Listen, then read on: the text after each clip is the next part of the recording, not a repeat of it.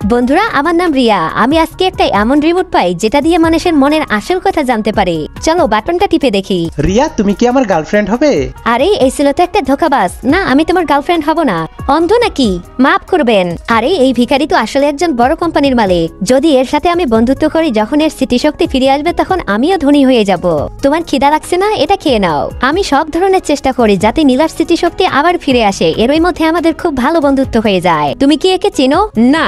এখন বুঝতে পারছি রোদে ভিক্ষা করতে করতে এর চেহারা কালো হয়ে গেছে, এজন্য কেউ একে চিনতে পারতেছে না। তাই আমি নীলাকে ফর্সা হওয়ার ক্রিম মাখিয়ে দেই। প্রেসিডেন্ট নীলা। এই মেয়ে আমার বোন নীলা না, এখান থেকে বের হয়ে যাও। আমার নীলাকে পছন্দ হয়ে যায়, ওর স্মৃতিশক্তি ফিরে আসুক বা না আসুক। আমি নীলা স্মৃতিশক্তি ফিরে আসতে দিব না। গুড বাই বোন।